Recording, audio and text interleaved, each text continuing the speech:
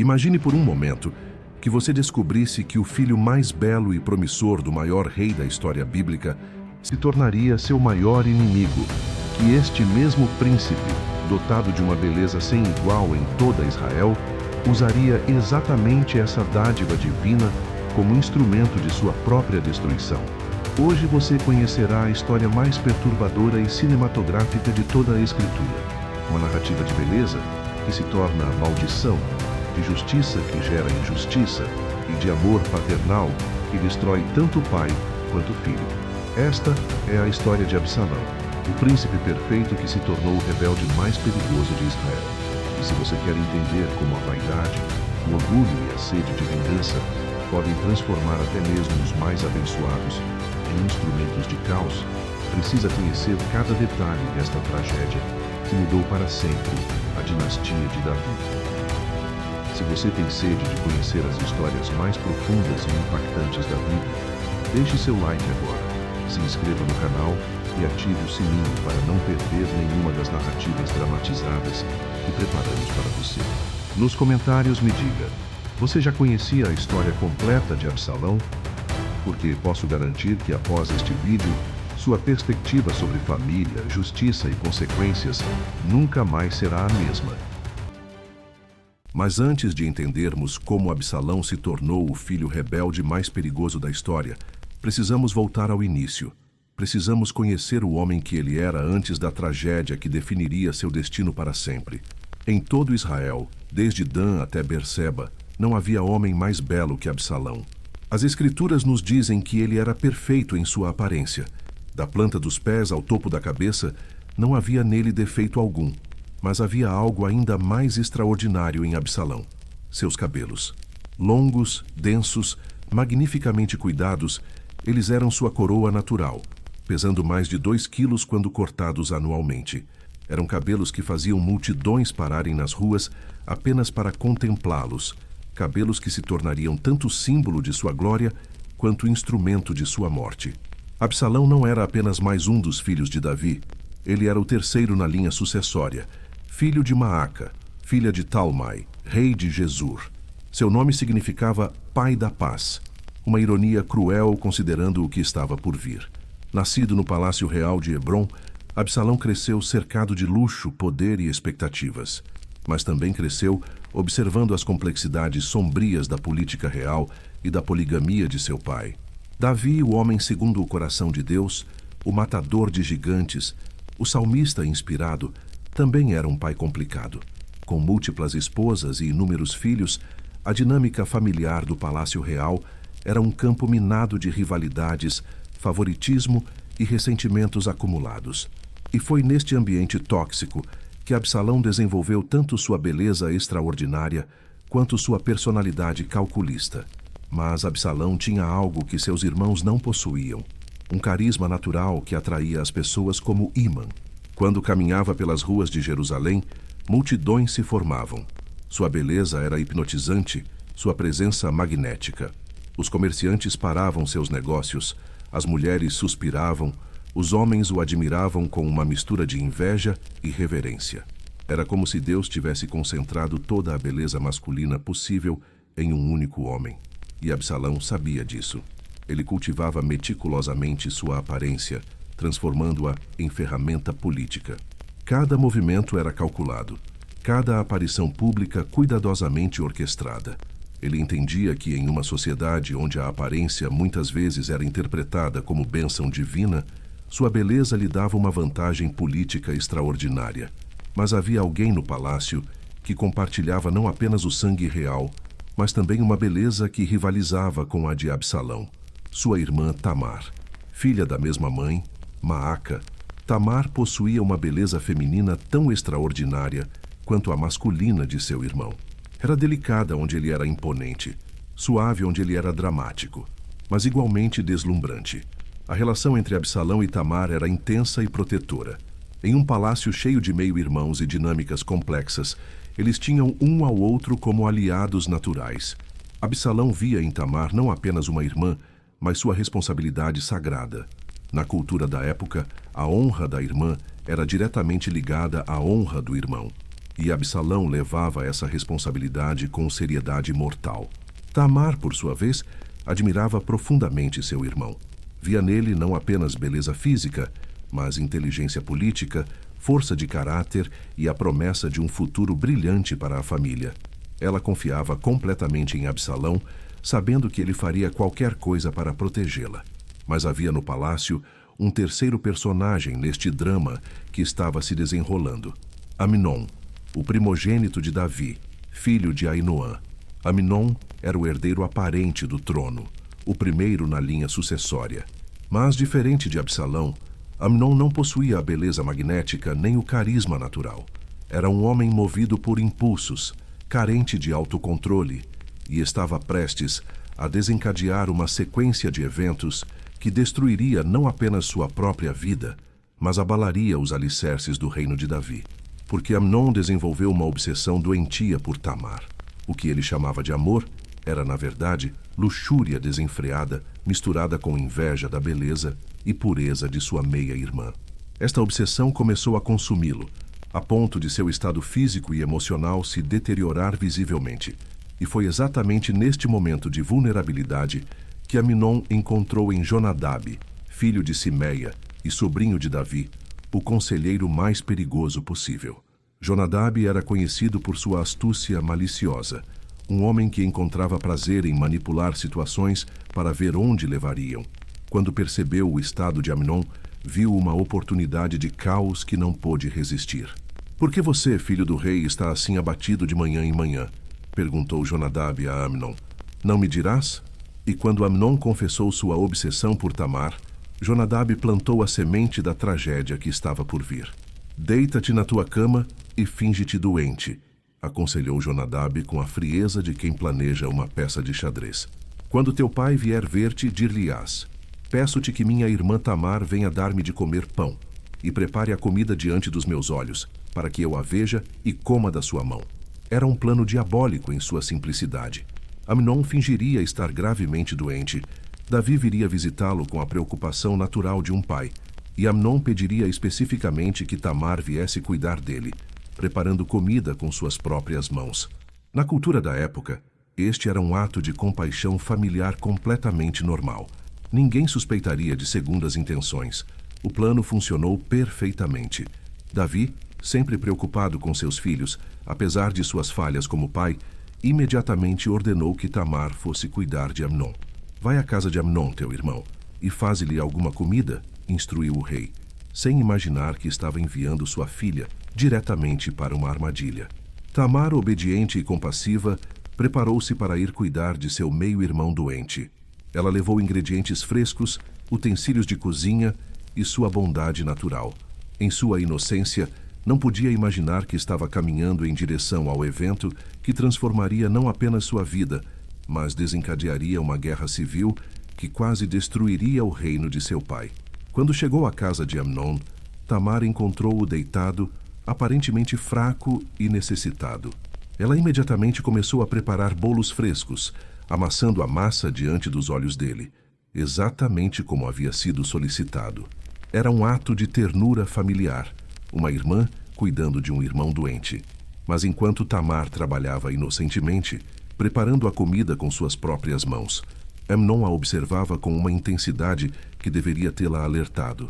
Seus olhos não eram os de um enfermo agradecido, mas os de um predador calculando o momento exato para atacar. "Fazei sair a todos da minha presença", ordenou Amnon subitamente quando a comida ficou pronta. Os servos, habituados a obedecer ordens reais sem questionar, retiraram-se imediatamente, deixando Tamar sozinha com aquele que ela pensava ser apenas um irmão necessitado. E foi então que a máscara de Amnon caiu completamente. "Vem, deita-te comigo, minha irmã", disse ele, revelando suas verdadeiras intenções.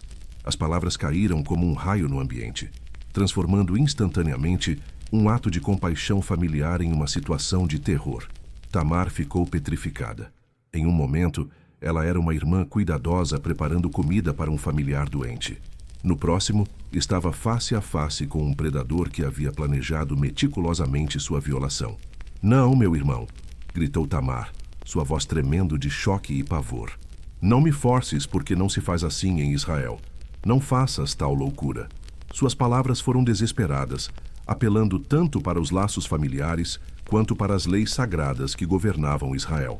Ela tentou racionalizar com ele, mostrar-lhe a magnitude do que estava prestes a fazer. Porque aonde iria eu com a minha vergonha? Implorou ela.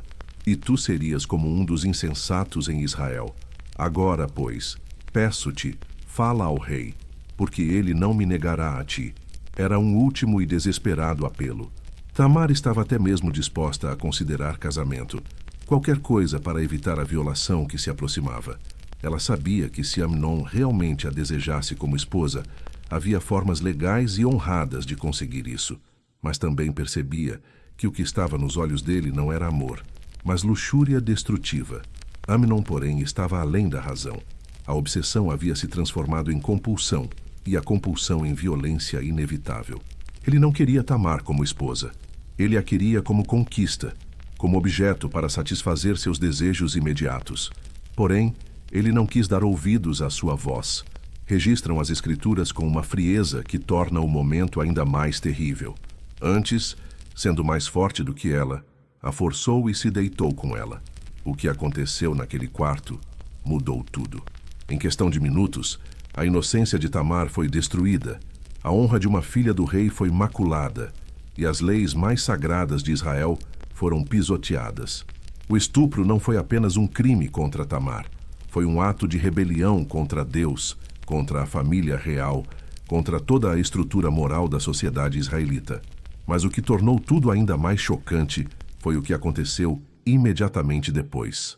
As Escrituras nos dizem que então Amnon a aborreceu com grandíssimo aborrecimento, porque maior era o aborrecimento com que a aborreceu do que o amor com que a amara.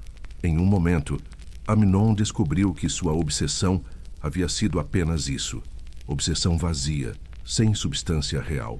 O que ele pensava ser amor se revelou luxúria pura, e uma vez satisfeita, transformou-se imediatamente em repulsa e ódio.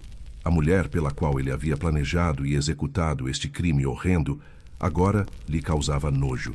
«Levanta-te e vai-te», ordenou ele friamente, como se Tamar fosse uma serva descartável e não a filha do rei que ele acabara de violar. Mas Tamar, mesmo em seu trauma, entendeu que ser expulsa assim seria uma segunda humilhação, ainda mais pública que a primeira. Não há razão. Maior mal é este de me despedires do que o outro que já me fizeste, argumentou ela, sabendo que ser rejeitada publicamente após a violação a marcaria para sempre como mulher desonrada e indesejada. Amnon, porém, estava desesperado para se livrar da evidência viva de seu crime. Chamou o moço que o servia e disse: «Deita fora a esta e fecha a porta após ela». E assim, Tamar foi literalmente jogada para fora como lixo, a porta sendo fechada e trancada atrás dela, deixando-a sozinha no corredor do palácio para enfrentar as consequências devastadoras do que acabara de acontecer. Tamar saiu daquele quarto uma pessoa completamente diferente da que havia entrado. Vestia uma túnica de várias cores, símbolo de sua posição como filha virgem do rei. Mas agora essa roupa se tornara uma ironia cruel. Em seu desespero e trauma, ela rasgou a túnica, colocou cinza sobre a cabeça e saiu caminhando pelas ruas do palácio, chorando em alta voz. Era um lamento que ecoava pelos corredores, um som de dor tão profundo que fazia os servos pararem suas atividades e baixarem a cabeça em respeito silencioso. Todos sabiam que algo terrível havia acontecido, mas ninguém ousava perguntar. E foi assim, caminhando em agonia pelas ruas do Palácio Real, que Tamar encontrou Absalão. O momento em que Absalão viu sua irmã naquele estado foi o momento em que tudo mudou. Aquela visão, Tamar com as roupas rasgadas, cinza na cabeça, chorando inconsolavelmente, queimou-se na mente de Absalão como ferro em brasa. «Esteve Amnon, teu irmão, contigo?» perguntou ele, sua voz controlada, mas seus olhos já revelando uma fúria que começava a ferver em suas profundezas. Ele não precisava da resposta verbal. O estado de Tamar contava toda a história. «Cala-te agora, minha irmã», disse Absalão, sua voz assumindo um tom que Tamar nunca havia ouvido antes. Frio, calculista, perigoso. «É teu irmão. Não ponhas o teu coração neste negócio. Mas por trás dessas palavras aparentemente consoladoras, algo mortal estava nascendo no coração de Absalão. Ele disse a Tamar para não se preocupar, mas suas próprias palavras eram uma mentira cuidadosamente construída. Ele se importava profundamente com aquele negócio. Na verdade, a partir daquele momento, aquele negócio se tornaria a única coisa que importava em sua vida.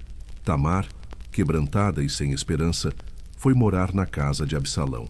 Ela se tornara, nas palavras das Escrituras, desolada. Uma princesa que deveria ter sido a joia da corte real, agora vivia como uma sombra, carregando o peso de uma violação que não apenas destruíra sua vida pessoal, mas também sua posição social e suas perspectivas de futuro. Todos os dias Absalão via sua irmã naquele estado. Todos os dias, a visão da devastação de Tamar alimentava algo sombrio que crescia em seu coração. E todos os dias, ele esperava que seu pai, o rei Davi, fizesse algo a respeito. Mas Davi, quando soube do que havia acontecido, reagiu de uma forma que selaria o destino de sua família para sempre. As Escrituras nos dizem que, ouvindo, pois, o rei Davi todas estas coisas, muito se irou. Ele ficou furioso, sim, mas sua fúria não se traduziu em ação. Talvez Davi estivesse paralisado pela complexidade da situação. Amnon era seu primogênito e herdeiro aparente. Talvez ele estivesse lutando com sua própria culpa, lembrando-se de seu próprio pecado com Batseba e sentindo que não tinha autoridade moral para julgar o filho. Ou talvez ele simplesmente não soubesse como lidar com uma tragédia familiar de proporções tão devastadoras. Mas seja qual fosse a razão, Davi não agiu. Não puniu Amnon, não buscou justiça para Tamar, não fez nada além de se irar em silêncio, e foi essa inação que transformou Absalão de príncipe leal em futuro rebelde. Todos os dias que passavam sem justiça eram mais combustível para o fogo que ardia em seu coração. Se o rei, seu próprio pai, não defenderia a honra de Tamar, então ele, Absalão, teria que fazê-lo. Mas Absalão era paciente. Ele havia herdado não apenas a beleza de sua linhagem real, mas também a inteligência política. Ele sabia que a vingança precipitada seria facilmente descoberta e punida. Se ele quisesse justiça real, teria que ser meticuloso, calculado e, acima de tudo, impecável em sua execução. Então Absalão esperou, e enquanto esperava, planejava. As Escrituras nos dizem que Absalão não falou com Amnon nem bem nem mal. Porém, Absalão aborreceu a Amnon, porque forçara a Tamar, sua irmã. Essa frase, aparentemente simples, revela a profundidade psicológica extraordinária de Absalão. Ele não demonstrou sua fúria, não fez ameaças, não deu nenhum sinal externo de suas intenções. Externamente, continuou sendo o príncipe perfeito, belo e carismático, mas internamente, o ódio crescia como um câncer. Cada dia que passava sem justiça, cada momento em que via Tamar em sua desolação, cada vez que encontrava Amnon agindo como se nada tivesse acontecido, tudo isso alimentava uma sede de vingança que se tornaria imparável. Por 2 anos inteiros, Absalão manteve essa façanha psicológica extraordinária. Por 2 anos ele sorriu para Amnon nos encontros familiares, participou das festividades reais, manteve as aparências de irmão leal. Por 2 anos, ele nutriu sua fúria em segredo, transformando-a de explosão emocional em estratégia calculada. E durante esses 2 anos, ele elaborou um plano que seria tão brilhante quanto brutal, tão eficaz quanto irreversível. Um plano que não apenas lhe daria a vingança que buscava, mas também mudaria para sempre a trajetória de sua própria vida e do reino de Israel. O Palácio Real continuava funcionando normalmente durante esses 2 anos. Davi governava, os príncipes cresciam, a vida cortesã seguia seus rituais habituais. Mas por baixo dessa normalidade aparente, uma tempestade estava se formando. Uma tempestade chamada Absalão, que estava prestes a desencadear forças que nenhum membro da família real poderia controlar, porque a beleza de Absalão, que sempre havia sido sua maior bênção, estava prestes a se transformar na arma mais perigosa que ele poderia empunhar. E a paciência que ele demonstrara durante esses 2 anos de espera estava prestes a dar frutos mais amargos do que qualquer um poderia imaginar. O primeiro ato desta tragédia estava chegando ao fim. A beleza havia sido estabelecida, o trauma havia sido plantado, e a vingança estava amadurecendo nas sombras da mente mais perigosa do reino de Israel. Mas o que ninguém, nem mesmo o próprio Absalão, podia prever era como essa sede de justiça se transformaria em sede de poder, como a vingança justificada se tornaria ambição desenfreada, e como o príncipe mais belo de Israel se transformaria no rebelde mais perigoso da história bíblica. Absalão, Ato 2. Vingança e exílio. 2 anos. 730 dias de paciência calculada. 17.520 horas de ódio crescendo nas sombras. E agora, finalmente, Absalão estava pronto para transformar sua fúria em ação. Mas a vingança de Absalão não seria o ato impulsivo de um jovem irado. Seria uma obra-prima de manipulação psicológica tão meticulosamente planejada que ninguém, nem mesmo o próprio Amnon, perceberia o perigo até que fosse tarde demais. Porque Absalão havia aprendido algo crucial durante esses 2 anos de espera. A verdadeira vingança não é apenas matar seu inimigo, é fazer com que ele venha willingly para sua própria destruição. O plano começou com uma decisão aparentemente inocente. Absalão possuía propriedades em Baal-Hazor, perto de Efraim, onde realizava anualmente a tosquia de suas ovelhas. Era um evento tradicional, uma festa rural que combinava trabalho necessário com celebração familiar. E foi exatamente essa tradição que Absalão transformou na armadilha perfeita. Eis que agora teu servo tem tosquiadores, disse Absalão ao rei Davi, sua voz carregando a deferência respeitosa de um filho obediente. Peço-te que o rei e os seus servos venham com teu servo. Era um convite completamente normal. Filhos ricos frequentemente convidavam seus pais para essas celebrações rurais. Era considerado tanto honra quanto demonstração de prosperidade familiar. Davi, porém, declinou educadamente. Não, filho meu, não iremos todos para não te sermos pesados. Absalão insistiu, como era esperado de um filho respeitoso, mas Davi manteve sua decisão. Era exatamente o que Absalão esperava, porque ele nunca quis realmente que Davi viesse. Ele queria apenas estabelecer o pretexto para seu verdadeiro objetivo. Se não, peço-te que venha conosco, Amnon, meu irmão, disse Absalão, sua voz cuidadosamente modulada para soar como uma reflexão tardia, um pedido secundário e insignificante. Davi hesitou. Havia algo nesse pedido específico que despertou seu instinto paternal de proteção. Para que iria ele contigo? Perguntou o rei, seus olhos estudando o rosto perfeito de Absalão em busca de sinais de segundas intenções. Mas Absalão era um mestre da dissimulação. Seu rosto não revelou nada, além de surpresa inocente pela hesitação paterna. Ele pressionou gentilmente, usando toda a sua habilidade persuasiva, todo o seu carisma natural, toda a sua beleza hipnotizante para convencer o pai. E funcionou. Davi, talvez sentindo que estava sendo excessivamente cauteloso, finalmente cedeu e mandou com ele Amnon e todos os filhos do rei. Absalão havia conseguido exatamente o que queria. Amnon viria para Baal-Hazor, onde estaria longe da proteção do palácio real, longe das muralhas de Jerusalém, longe de qualquer possibilidade de escape. E melhor ainda, todos os outros filhos do rei também estariam lá, proporcionando a Absalão uma audiência real para sua vingança. Mas o verdadeiro brilho do plano de Absalão se revelaria na execução, porque ele não apenas queria matar Amnon, ele queria que a morte acontecesse no momento exato que causaria o máximo impacto psicológico e político. Os preparativos para a festa de Tosquia começaram semanas antes. Absalão supervisionou pessoalmente cada detalhe, desde a qualidade da comida até a disposição dos assentos, desde a seleção dos vinhos até o cronograma das atividades. Mas sua atenção mais cuidadosa foi reservada para seus servos, especificamente para aqueles que ele escolheu como executores de sua vingança. Olhai bem, disse Absalão para seus servos mais confiáveis, sua voz baixa, mas carregada de autoridade mortal. Quando o coração de Amnon estiver alegre do vinho, e eu vos disser, feri a Amnon, então o matareis. Era uma instrução simples, mas devastadoramente eficaz. Amnon seria morto quando estivesse mais vulnerável, relaxado pelo vinho, desarmado pela atmosfera festiva, completamente desprevenido para o que estava por vir. Mas os servos hesitaram. Matar um príncipe real não era algo que se fazia levianamente, mesmo sob ordens de outro príncipe.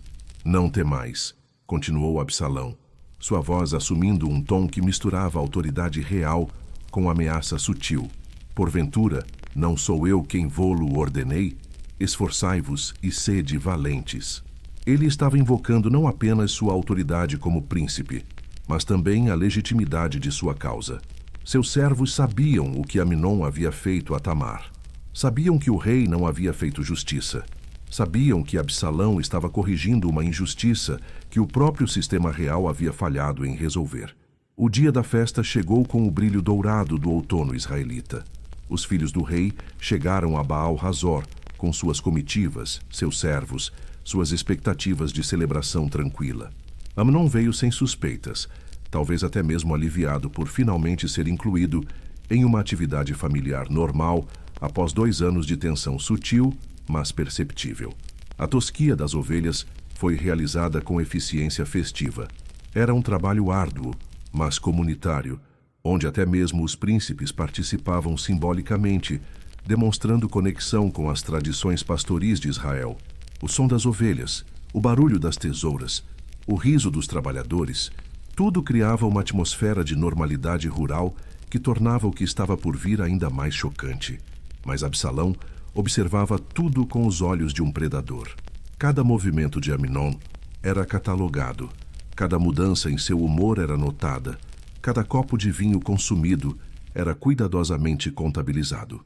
Absalão estava esperando o momento perfeito, quando Amnon estivesse relaxado o suficiente para ser vulnerável, mas não bêbado demais para que sua morte parecesse acidental.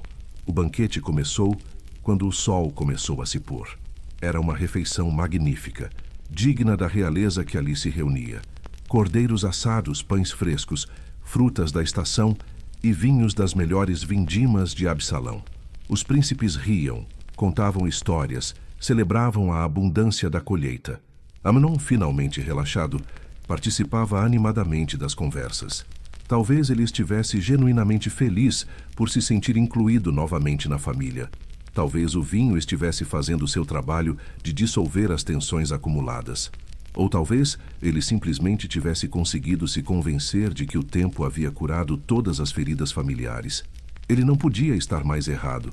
Absalão observava cada gole que Amnon tomava, cada risada que ele dava, cada momento de descontração crescente.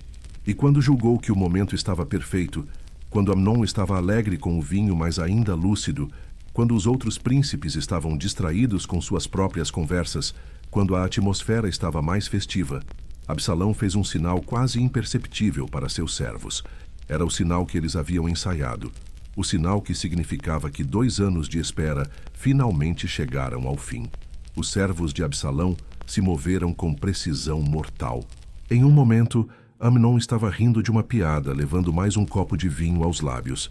No próximo, as espadas estavam cruzando seu corpo, cortando sua vida tão súbita e brutalmente quanto ele havia cortado a alma de Tamar 2 anos antes. O silêncio que se seguiu foi ensurdecedor. O riso morreu nas gargantas dos outros príncipes. Os copos de vinho caíram das mãos paralisadas. O som festivo da celebração foi substituído pelo gotejamento do sangue de Amnon no chão de pedra. Amnon, o primogênito de Davi, o herdeiro aparente do trono de Israel, estava morto. E a primeira coisa que os outros filhos do rei viram após o choque inicial foi o rosto de Absalão, não mostrando surpresa ou horror, mas uma satisfação fria e calculada que revelava a verdade aterrorizante. Isso não havia sido um acidente ou um ato impulsivo. Havia sido planejado, orquestrado, executado com precisão cirúrgica. O pânico que se seguiu foi instantâneo e total. Os príncipes saltaram de seus lugares, gritando ordens contraditórias, procurando armas, preparando-se para fugir. Eles sabiam que se Absalão havia matado Amnon tão friamente, nenhum deles estava seguro. Levantaram-se, pois, todos os filhos do rei e montaram cada um na sua mula e fugiram. Registram as escrituras com uma economia de palavras que torna a cena ainda mais dramática. Em questão de minutos, a festa de celebração se transformou em fuga desesperada. Mas enquanto seus irmãos fugiam em terror, Absalão permaneceu calmo. Ele havia planejado não apenas o assassinato, mas também suas consequências. Ele sabia que não poderia voltar para Jerusalém, não imediatamente. Matar o herdeiro do trono era traição punível com morte, mesmo para outro príncipe real. Então Absalão também fugiu, mas sua fuga foi diferente. Não foi o pânico desesperado de seus irmãos, mas uma retirada estratégica cuidadosamente planejada. Ele se dirigiu para Gesur, reino de seu avô materno, Talmai.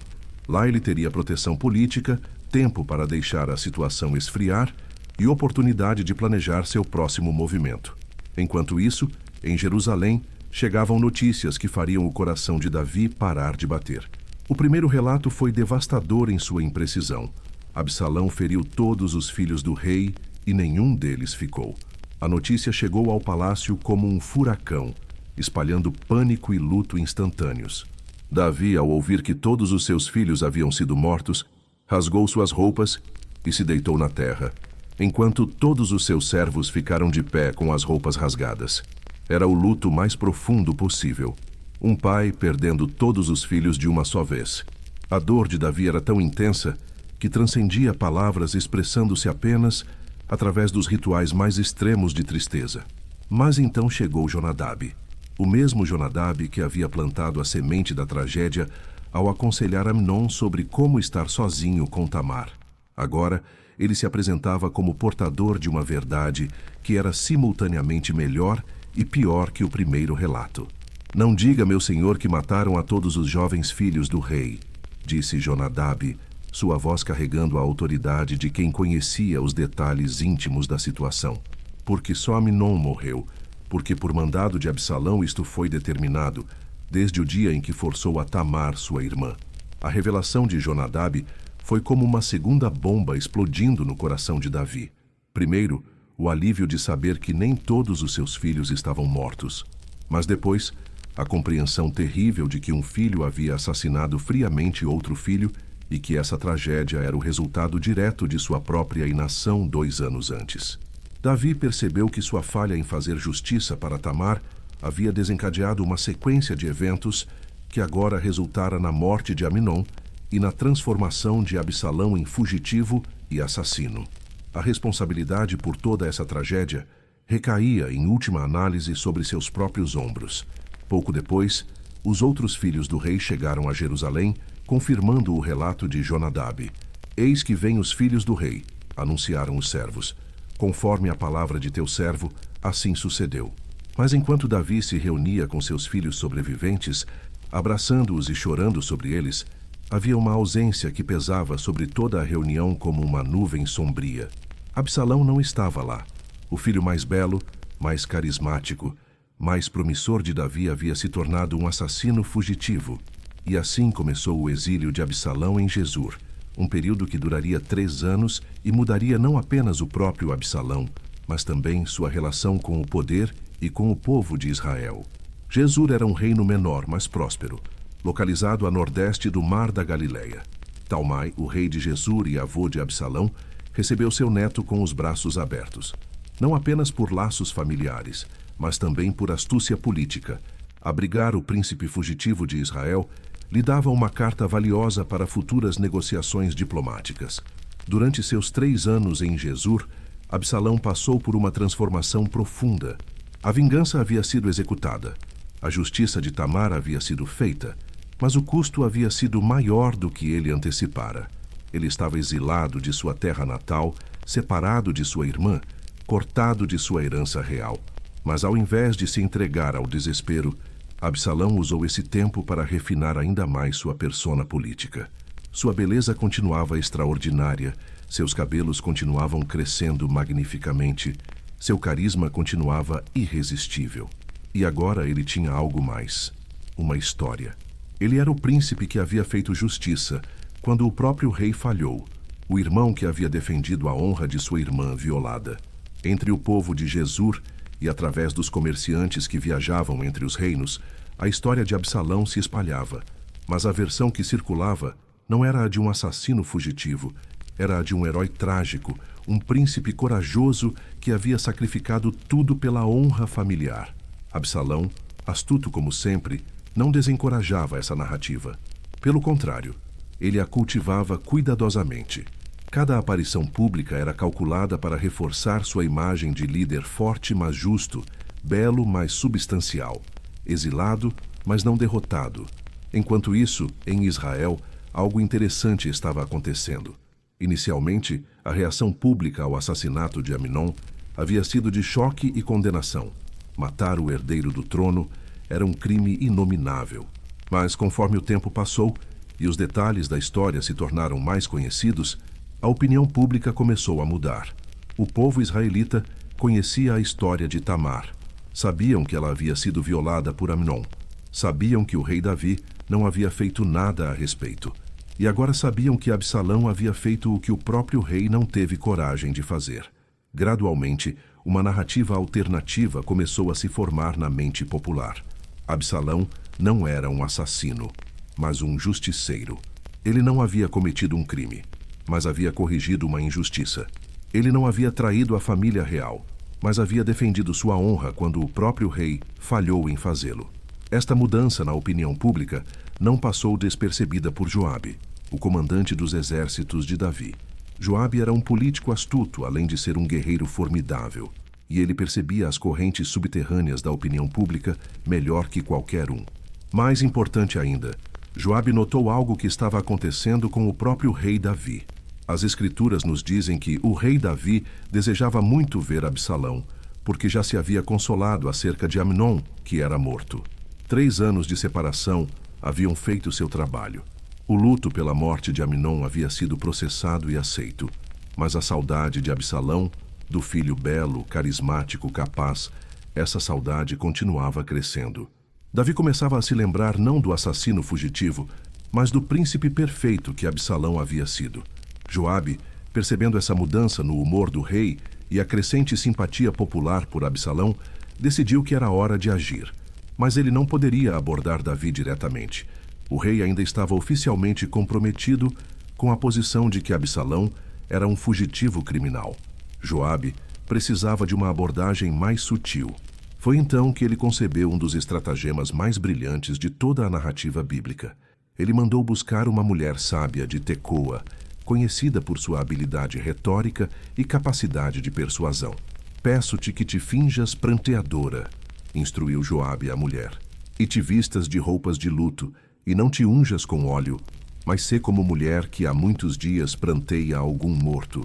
Joabe então ensaiou com ela uma história elaborada, uma parábola disfarçada que seria apresentada ao rei como um caso legal real.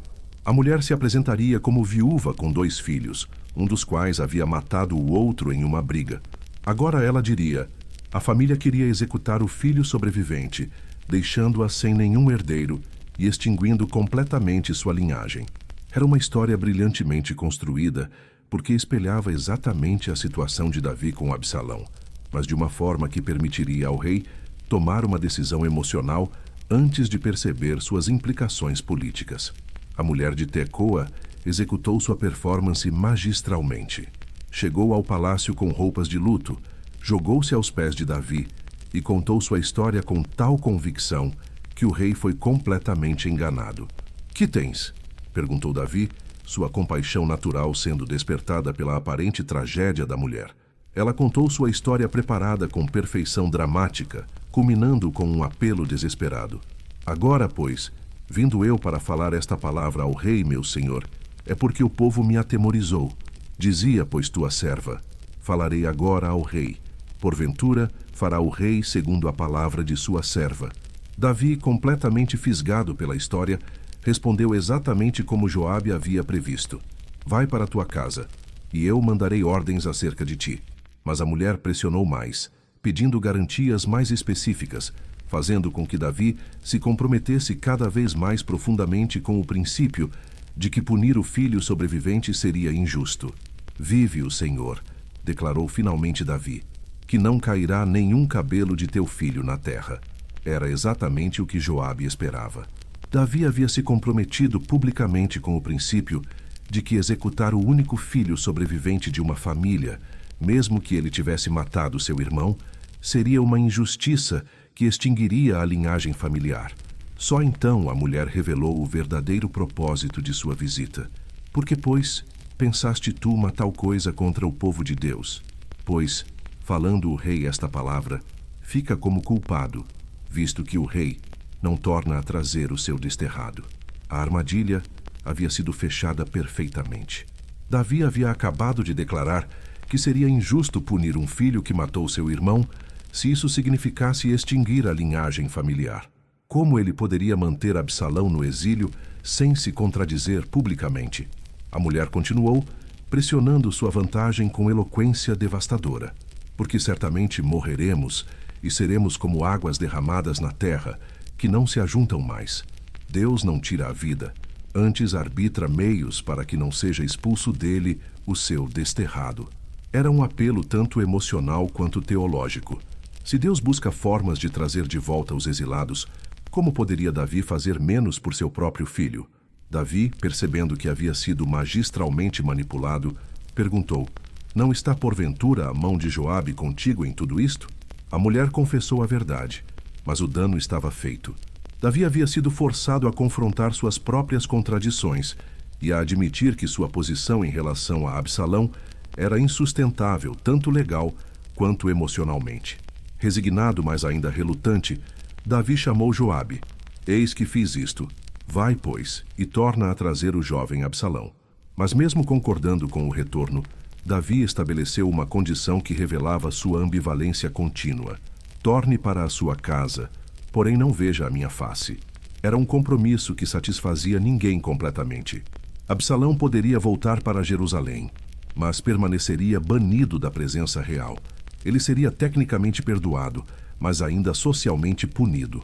Joabe partiu imediatamente para Gesur, carregando a ordem real que poria fim ao exílio de 3 anos de Absalão.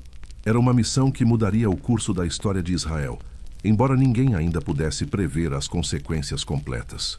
Quando Joabe chegou a Gesur e apresentou a ordem de Davi, Absalão recebeu a notícia com uma mistura complexa de triunfo e frustração. Triunfo, porque finalmente poderia voltar para casa. Frustração, porque ainda estava sendo tratado como um pária pelo próprio pai. Mas Absalão era estrategista demais para desperdiçar essa oportunidade. 3 anos de exílio haviam sido sua universidade política. Ele havia aprendido lições valiosas sobre opinião pública, sobre o poder da narrativa, sobre a importância da paciência estratégica. Agora ele estava voltando para Jerusalém, não como o príncipe impulsivo que havia assassinado Amnon, mas como um político maduro com uma visão clara de seu futuro. Ele havia executado sua vingança com sucesso. Havia sobrevivido às consequências políticas. Havia cultivado uma imagem pública que o transformara de criminoso em herói popular. E agora estava pronto para a próxima fase de sua evolução. De príncipe exilado a rival direto de seu próprio pai, pelo trono de Israel. A jornada de volta para Jerusalém foi mais uma oportunidade para Absalão demonstrar sua maestria política. Em cada cidade que atravessava, em cada parada que fazia, ele se apresentava não como um fugitivo perdoado, mas como um príncipe triunfante, retornando ao seu lugar legítimo. Sua beleza, que havia sido cultivada e refinada durante os anos de exílio, causava o mesmo impacto hipnotizante de antes. Mas agora havia algo mais. Uma aura de experiência, de sobrevivência, de força testada pela adversidade. As pessoas não apenas o admiravam, elas o respeitavam. Quando finalmente chegou a Jerusalém, Absalão descobriu que sua reputação o havia precedido. As ruas se encheram de curiosos querendo ver o príncipe que havia retornado. Comerciantes paravam seus negócios.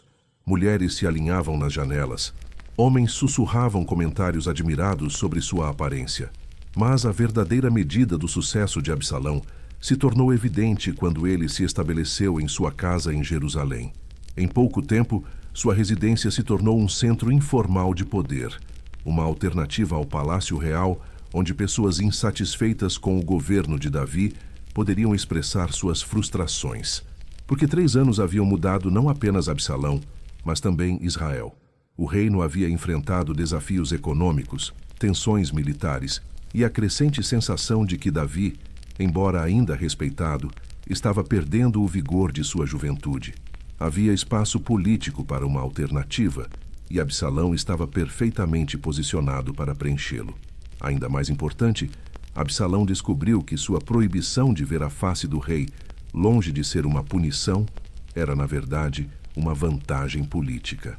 Ele poderia operar independentemente do Palácio Real, construir sua própria base de poder, cultivar sua própria rede de influência, tudo sem a supervisão ou interferência direta de Davi. Era como se Davi, tentando punir Absalão, tivesse inadvertidamente lhe dado exatamente as condições necessárias para se tornar um rival político formidável. E Absalão, com sua inteligência aguçada por 3 anos de reflexão estratégica, compreendeu imediatamente as possibilidades que se abriam diante dele.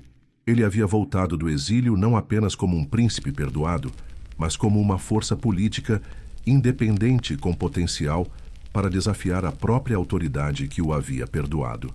O segundo ato desta tragédia estava chegando ao fim.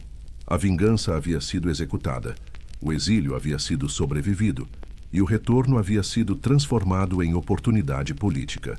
Mas as sementes que Absalão havia plantado durante esses anos turbulentos estavam prestes a florescer em uma rebelião que abalaria os próprios fundamentos do reino de Davi. A beleza que havia iniciado tudo continuava sendo sua arma mais poderosa.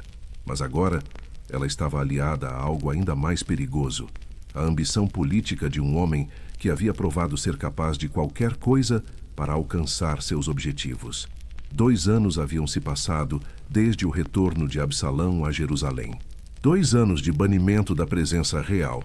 2 anos construindo meticulosamente uma base de poder alternativa. 2 anos transformando sua punição em plataforma política. E agora, finalmente, Absalão estava pronto para dar o golpe mais audacioso de sua vida. Não apenas conquistar o perdão completo de seu pai, mas usar esse perdão como trampolim para conquistar o próprio trono de Israel. Mas primeiro, ele precisava resolver a questão incômoda de sua proibição de ver a face do rei. Enquanto permanecesse oficialmente banido da presença de Davi, sua legitimidade política seria sempre questionável. Ele precisava de uma reconciliação pública e dramática que não apenas restaurasse seu status real, mas também demonstrasse seu poder de influenciar até mesmo o rei. O plano que Absalão concebeu foi tão característico de sua personalidade quanto foi eficaz. Ele forçaria Joabe, o homem que havia orquestrado seu retorno, a completar o trabalho que havia começado. Absalão mandou chamear Joabe 2 vezes, mas o general, perspicaz como sempre, recusou-se a vir. Joabe percebia que a situação política estava se tornando perigosamente volátil e não queria ser pego no meio de mais uma manipulação de Absalão. Mas Absalão não era homem de aceitar recusas. Se Joabe não viria voluntariamente, ele seria forçado a vir. "Vede, o campo de Joabe está junto ao meu e tem cevada nele", disse Absalão a seus servos, sua voz carregando uma frieza calculada que seus homens conheciam bem. "Ide e ponde-lhe fogo." Era um ato de violência deliberada contra a propriedade do general mais poderoso do reino. Qualquer outro homem que ousasse fazer tal coisa seria imediatamente executado por traição. Mas Absalão sabia que sua posição única como príncipe real lhe dava uma margem de manobra que ele poderia explorar impunemente. O fogo que consumiu o campo de cevada de Joabe foi visível de toda Jerusalém. A fumaça se elevou como um sinal, uma demonstração pública de que Absalão possuía não apenas beleza e carisma, mas também a disposição de usar força bruta quando necessário. Como esperado, Joabe chegou imediatamente à casa de Absalão, furioso, mas controlado. "Por que puseram fogo os teus servos ao meu campo?" demandou ele. A resposta de Absalão foi uma obra-prima de manipulação psicológica. "Eis que mandei dizer-te: vem cá e te enviarei ao rei, para que lhe digas: para que vim de Jesur? Melhor me fora estar ainda lá. Agora, pois, veja eu a face do rei, e se há ainda em mim alguma culpa que me mate." Era um ultimato disfarçado de súplica. Absalão estava essencialmente dizendo: ou você me consegue acesso total ao rei, ou eu farei com que toda esta situação se torne insustentável para todos os envolvidos. A queima do campo não era apenas vandalismo. Era uma demonstração de que Absalão estava preparado para escalar a violência se suas demandas não fossem atendidas. Joabe, reconhecendo que não tinha escolha, foi falar com Davi. E o rei, talvez cansado de 5 anos de tensão familiar, finalmente cedeu completamente. Chamou, pois, a Absalão, e ele veio ao rei, e se inclinou sobre o seu rosto em terra diante do rei, e o rei beijou a Absalão. Era um momento que Absalão havia orquestrado meticulosamente. Não apenas um perdão privado, mas uma reconciliação pública e dramática. O beijo real não era apenas um gesto paternal. Era um símbolo político de restauração completa à posição principesca. Mas para aqueles que conheciam Absalão, havia algo profundamente perturbador naquele momento. Enquanto ele se curvava diante de seu pai, aceitando o beijo real, seus olhos não mostravam gratidão ou arrependimento. Mostravam a satisfação fria de um homem que acabara de completar mais uma etapa de um plano muito maior. Porque a reconciliação com Davi não era o objetivo final de Absalão. Era apenas o meio para um fim muito mais ambicioso. Agora que havia recuperado completamente seu status real, ele estava pronto para iniciar a fase mais audaciosa de sua carreira política, a conquista sistemática do coração do povo israelita.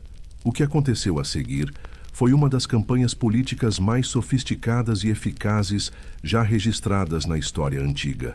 Absalão não apenas queria popularidade, ele queria criar uma alternativa tão atraente ao governo de Davi que o povo clamaria por mudança de liderança. Depois disto, aconteceu que Absalão fez para si carros e cavalos e 50 homens que corriam diante dele. Esta frase aparentemente simples das Escrituras descreve uma revolução na apresentação política israelita. Carros e cavalos eram símbolos de poder real, mas até então Davi havia mantido um estilo de liderança relativamente modesto. Absalão estava introduzindo uma pompa e magnificência que Israel nunca havia visto de seus líderes. Os 50 homens correndo diante de seu carro criavam um espetáculo visual que hipnotizava as multidões. Quando Absalão se movia pelas ruas de Jerusalém, não era apenas transporte, era uma produção teatral cuidadosamente orquestrada. O som dos cascos dos cavalos, o brilho dos carros adornados, a sincronia perfeita dos corredores, tudo isso criava uma aura de poder e prosperidade que contrastava dramaticamente com a simplicidade tradicional da monarquia davidiana. Mas o verdadeiro golpe de gênio de Absalão não estava na pompa. Estava em sua estratégia de contato direto com o povo. Ele transformou a porta da cidade, onde tradicionalmente os juízes dispensavam justiça, em seu escritório político pessoal. E Absalão se levantava pela manhã e se punha à beira do caminho da porta. E acontecia que todo homem que tinha alguma demanda para vir ao rei a juízo, Absalão o chamava e dizia: "De que cidade és tu?" Era uma abordagem revolucionária. Ao invés de esperar que as pessoas viessem até ele, Absalão ia até elas. Ao invés de manter a distância real tradicional, ele se apresentava como acessível e interessado nos problemas individuais de cada cidadão. E quando o homem respondia: "De tal tribo de Israel é teu servo", Absalão implementava a segunda parte de sua estratégia. "Olha, os teus negócios são bons e retos, mas não tens da parte do rei quem te ouça." Era psicologia política pura. Absalão validava as queixas das pessoas, confirmava que seus problemas eram legítimos, mas então sugeria sutilmente que o sistema atual, o governo de Davi, era inadequado para resolvê-los. Então vinha o golpe final. Quem me dera que me constituíssem juiz na terra, para que viesse a mim todo homem que tivesse demanda ou questão, e eu lhe faria justiça. Absalão não estava apenas criticando o governo existente, ele estava se apresentando como a solução. E ele fazia isso de uma forma que parecia humilde e relutante, como se fosse apenas um príncipe preocupado que desejaria poder ajudar mais se apenas tivesse autoridade para isso. Mas a parte mais brilhante da estratégia de Absalão era física. E sucedia que, quando alguém se chegava a ele para se inclinar diante dele, estendia a mão e o tomava e o beijava. Em uma cultura onde a hierarquia social era rigorosamente mantida, onde pessoas comuns se prostravam diante da realeza e esperavam manter distância respeitosa, Absalão quebrava todas as convenções. Ele estendia a mão, puxava as pessoas para perto, beijava-as como iguais. Era um gesto revolucionário que transmitia uma mensagem poderosa. Este príncipe era diferente. Ele não estava interessado em manter distâncias reais. Ele se importava genuinamente com pessoas comuns. Ele seria um rei do povo, não um rei distante no palácio. Desta maneira fazia Absalão a todo o Israel que vinha ao rei a juízo. Assim, furtava Absalão o coração dos homens de Israel. A palavra furtava é crucial aqui. Absalão não estava conquistando lealdade através de realizações governamentais ou políticas sábias. Ele estava roubando afeição através de manipulação psicológica magistral. Cada interação era cuidadosamente calculada para maximizar seu apelo emocional. Durante 4 anos, Absalão manteve essa campanha. 4 anos de aparições públicas cuidadosamente orquestradas. 4 anos de gestos calculados de compaixão. 4 anos construindo uma base de apoio que gradualmente se tornava mais leal a ele do que ao próprio rei. E durante esses 4 anos, sua beleza continuava sendo sua arma mais poderosa. As pessoas não apenas ouviam suas palavras, elas ficavam hipnotizadas por sua aparência. Homens queriam ser como ele. Mulheres eram encantadas por ele. Todos ficavam impressionados pela combinação de beleza física e aparente humildade política. Davi, enquanto isso, parecia alheio ao que estava acontecendo bem debaixo de seu nariz. Talvez ele estivesse genuinamente feliz por ver Absalão envolvido em atividades construtivas. Talvez ele interpretasse a popularidade crescente de seu filho como reflexo positivo de sua própria liderança. Ou talvez ele simplesmente não conseguisse acreditar que o filho que havia acabado de perdoar estaria planejando traí-lo. Seja qual fosse a razão, Davi falhou completamente em reconhecer que Absalão estava construindo uma máquina política que logo seria poderosa o suficiente para desafiá-lo diretamente. Depois de 4 anos de preparação meticulosa, Absalão julgou que estava pronto para o movimento final. Mas ele ainda precisava de um pretexto, algo que lhe permitisse deixar Jerusalém com uma força militar significativa, sem despertar suspeitas imediatas. Mais uma vez, Absalão demonstrou sua maestria em manipulação ao conceber um plano que era simultaneamente audacioso e brilhante em sua simplicidade. Aconteceu ao cabo de 40 anos que disse Absalão ao rei: "Deixa-me ir pagar em Hebrom o meu voto que votei ao Senhor, porque teu servo votou um voto, estando em Jesur na Síria, dizendo: se o Senhor me trouxer a Jerusalém, servirei ao Senhor." Era um pedido aparentemente piedoso e apropriado. Absalão estava dizendo que havia feito um voto religioso durante seu exílio e agora queria cumpri-lo em Hebrom, a antiga capital onde Davi havia começado seu reinado. Era exatamente o tipo de pedido que um pai não poderia razoavelmente negar a um filho que parecia estar finalmente demonstrando maturidade espiritual. Davi, sem suspeitar de nada, respondeu: "Vai em paz." Eram 2 palavras que ele logo lamentaria profundamente. Absalão partiu para Hebrom, mas não sozinho. E foram com Absalão 200 homens de Jerusalém que eram convidados e iam em sua simplicidade, não sabendo de coisa alguma. Estes 200 homens eram sua cobertura perfeita. Eram cidadãos respeitáveis de Jerusalém que haviam sido convidados para o que pensavam ser uma cerimônia religiosa. Sua presença dava legitimidade à viagem e mascarava as verdadeiras intenções de Absalão. Mas Absalão também enviou mensageiros secretos por todo Israel com uma mensagem muito diferente. "Quando ouvirdes o som da trombeta, direis: Absalão reina em Hebrom." Era a declaração de guerra mais audaciosa possível. Absalão não estava apenas se rebelando contra seu pai. Ele estava se declarando rei rival, usando Hebrom, o berço da monarquia davidiana, como base para sua revolução. A escolha de Hebrom foi estratégica em múltiplos níveis. Era uma cidade com profunda significância histórica para a dinastia davidiana, mas também estava geograficamente posicionada para servir como base militar eficaz. Mais importante ainda, estava longe o suficiente de Jerusalém para que Absalão pudesse consolidar seu poder, antes que Davi pudesse reagir. Quando o som das trombetas ecoou por Hebrom e a declaração "Absalão reina" foi gritada pelas ruas, Israel descobriu que estava subitamente envolvido em uma guerra civil. O filho havia se declarado em rebelião aberta contra o pai. O príncipe estava desafiando o rei. E 4 anos de preparação política estavam finalmente dando frutos militares. Mas Absalão sabia que proclamar-se rei e realmente se tornar rei eram 2 coisas muito diferentes. Ele precisava de legitimidade política, apoio militar e aconselhamento estratégico. E foi por isso que ele enviou uma mensagem para o homem mais perigoso que ele poderia recrutar, Aitofel, o conselheiro de Davi. Aitofel era conhecido em todo Israel por sua sabedoria política extraordinária. As Escrituras nos dizem que o conselho que dava Aitofel naqueles dias era como se consultar a alguém a palavra de Deus. Tal era todo o conselho de Aitofel, tanto para Davi como para Absalão. Quando Aitofel aceitou o convite de Absalão e chegou a Hebrom, foi um momento decisivo na rebelião. Não era apenas um conselheiro juntando-se à causa. Era uma validação de que homens sábios e experientes acreditavam que Absalão tinha uma chance real de sucesso. A chegada de Aitofel também trouxe credibilidade política à rebelião.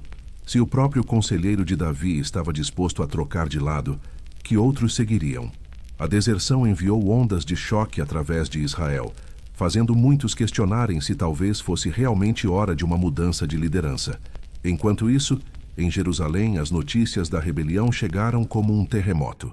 Veio um mensageiro a Davi dizendo: "O coração dos homens de Israel vai após Absalão." Era a confirmação dos piores medos de Davi. Não apenas Absalão estava em rebelião, ele tinha apoio popular significativo. Os 4 anos de campanha política haviam funcionado. O filho havia roubado com sucesso o coração do povo do pai. A reação de Davi foi imediata e reveladora. "Levantai-vos e fujamos, porque não poderemos escapar de Absalão. Apressai-vos a caminhar, para que porventura não se apresse e nos alcance, e lance sobre nós o mal, e fira a cidade ao fio da espada." Era uma decisão que chocou todos no palácio. Davi, o matador de gigantes, o conquistador de nações, o rei guerreiro que havia construído o império israelita, estava fugindo de seu próprio filho sem nem mesmo tentar resistir.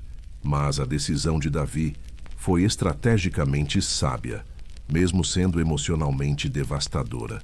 Ele reconhecia que uma batalha urbana em Jerusalém seria catastrófica para a população civil.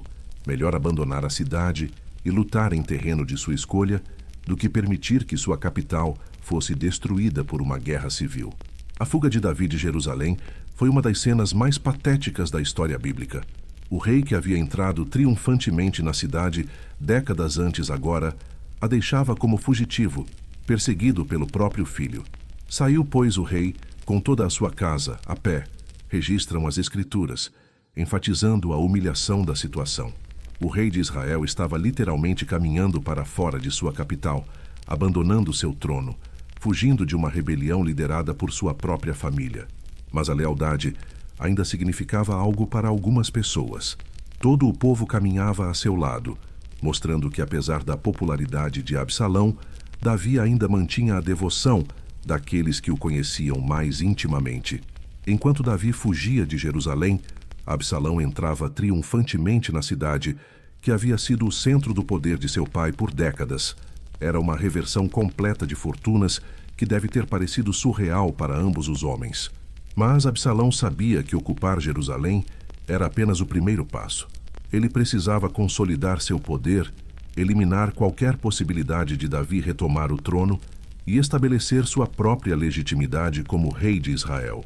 Foi então que Aitofel deu o conselho mais chocante e estratégico da rebelião: "Entra as concubinas de teu pai, que ele deixou em casa para aguardarem. Assim, todo Israel ouvirá que te fizeste abominável a teu pai, e esforçar-se-ão as mãos de todos os que estão contigo." Era uma sugestão que transcendia a estratégia política normal e entrava no reino da guerra psicológica total. Na cultura da época, tomar as concubinas de um rei era uma declaração final e irreversível de que o poder havia mudado de mãos permanentemente. Estenderam, pois, para Absalão uma tenda no terraço, e entrou Absalão às concubinas de seu pai, perante os olhos de todo Israel. Era um ato público e deliberado, projetado para ser visto e comentado por toda a nação. Absalão não estava apenas tomando o poder. Ele estava humilhando publicamente seu pai de uma forma que tornava qualquer reconciliação futura impossível. Mas enquanto Absalão consolidava seu controle político em Jerusalém, Davi estava usando seu tempo de fuga para reorganizar suas forças militares. O rei fugitivo não havia abandonado toda a esperança. Ele estava se preparando para o confronto final que determinaria o futuro de Israel. A guerra civil que se seguiu dividiu todo o país.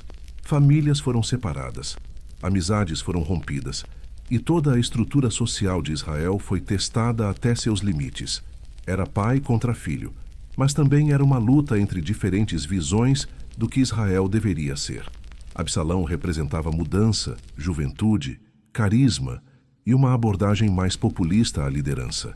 Davi representava experiência, tradição, legitimidade estabelecida e o favor histórico de Deus.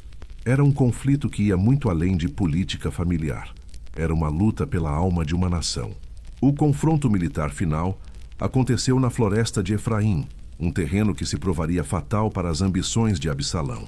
E pelejou ali o povo de Israel com os servos de Davi. E houve ali grande derrota de Israel. E caíram naquele dia 20.000 homens. 20.000 mortos em um único dia. Era um massacre de proporções épicas, uma tragédia nacional que cicatrizaria Israel por gerações. A rebelião, que havia começado com promessas de justiça e reforma, havia se transformado em carnificina em massa. Mas a verdadeira tragédia ainda estava por vir. Durante a batalha, enquanto as forças de Absalão desmoronavam ao seu redor, o próprio príncipe rebelde encontrou um destino que era simultaneamente poético e horrível em sua ironia. E Absalão se encontrou com os servos de Davi. E Absalão ia montado numa mula, e a mula entrou debaixo dos espessos ramos de um grande carvalho, e pegou-se-lhe a cabeça no carvalho, e ficou pendurado entre o céu e a terra. E a mula, que estava debaixo dele, passou adiante.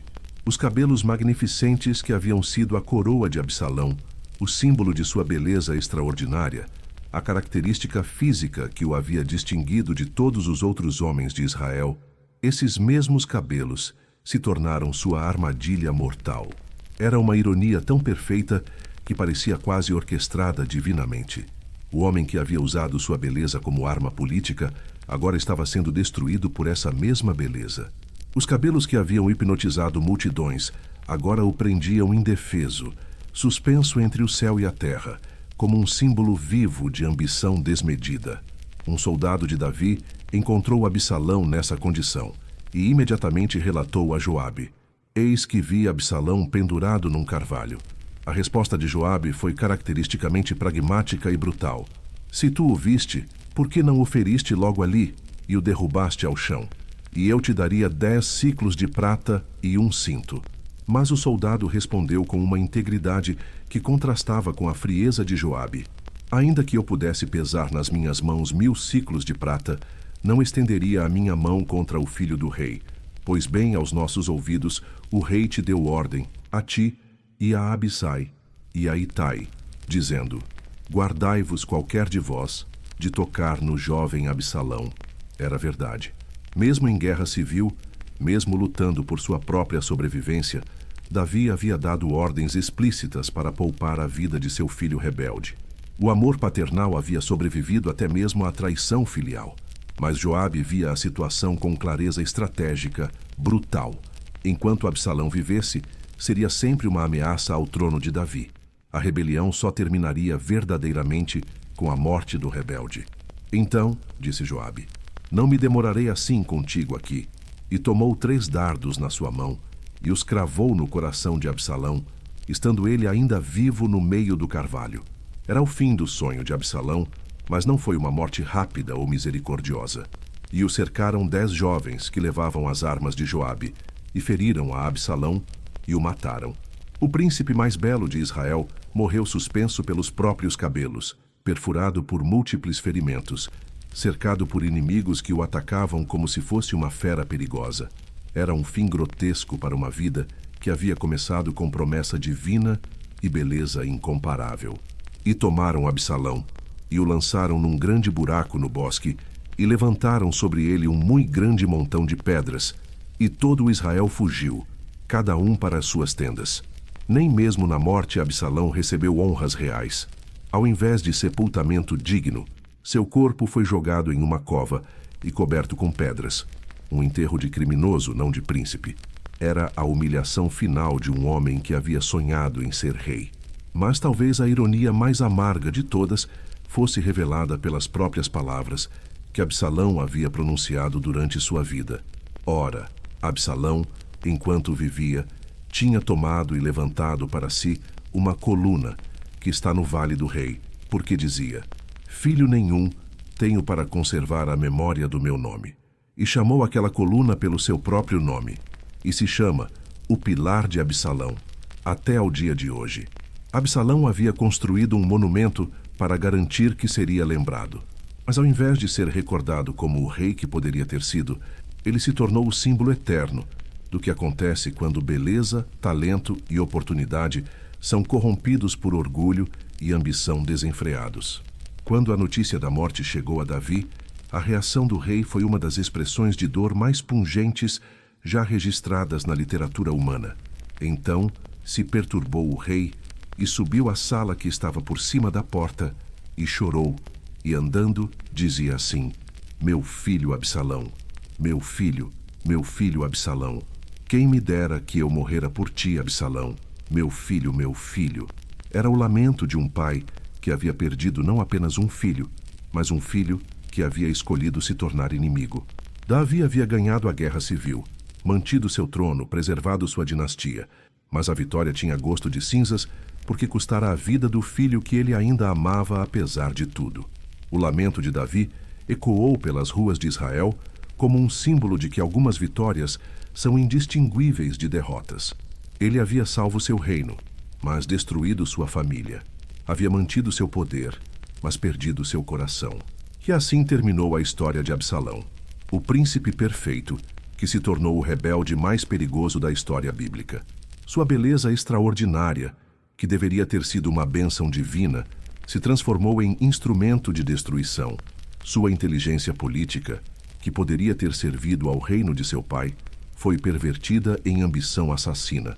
Sua capacidade de atrair lealdade, que poderia ter fortalecido Israel, foi usada para dividi-lo em guerra civil. Mas talvez a lição mais profunda da tragédia de Absalão não seja sobre os perigos da vaidade ou ambição, mas sobre as consequências devastadoras da injustiça não resolvida. Tudo começou com o estupro de Tamar e a inação de Davi. Uma família que falhou em fazer justiça internamente se viu consumida por uma espiral de vingança que quase destruiu uma nação inteira. A história de Absalão nos ensina que a beleza sem caráter é perigosa, que o talento sem sabedoria é destrutivo e que a justiça adiada, frequentemente, se torna injustiça multiplicada. Mostra-nos que até mesmo os mais abençoados podem se tornar instrumentos de caos quando escolhem o orgulho ao invés da humildade, a vingança ao invés do perdão, a ambição pessoal ao invés do serviço divino.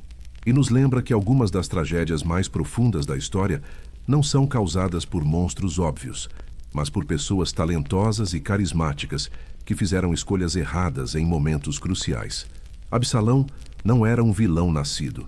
Ele era um homem com dons extraordinários, que permitiu que esses dons fossem corrompidos por feridas não curadas e ambições descontroladas. Sua morte pelos próprios cabelos permanece como uma das imagens mais poderosas de toda a Escritura, um lembrete visual de que aquilo que mais nos orgulhamos pode se tornar exatamente aquilo que nos destrói. E seu pai, chorando por ele nas muralhas de Jerusalém, permanece como testemunho eterno de que o amor paternal pode sobreviver até mesmo à mais completa das traições filiais. Esta é a história de Absalão, uma advertência sobre os perigos da beleza não santificada, do talento não disciplinado e da justiça não aplicada. Uma tragédia que começou com o homem mais belo de Israel e terminou com um pai chorando por um filho que escolheu a destruição em lugar da redenção. Que esta história nos lembre de que nossas maiores bênçãos, mal direcionadas, podem se tornar nossas maiores maldições. E que a verdadeira beleza não está na aparência física ou carisma político, mas na harmonia entre dons divinos e caráter santificado, entre talento extraordinário e humildade genuína, entre ambição pessoal e propósito divino.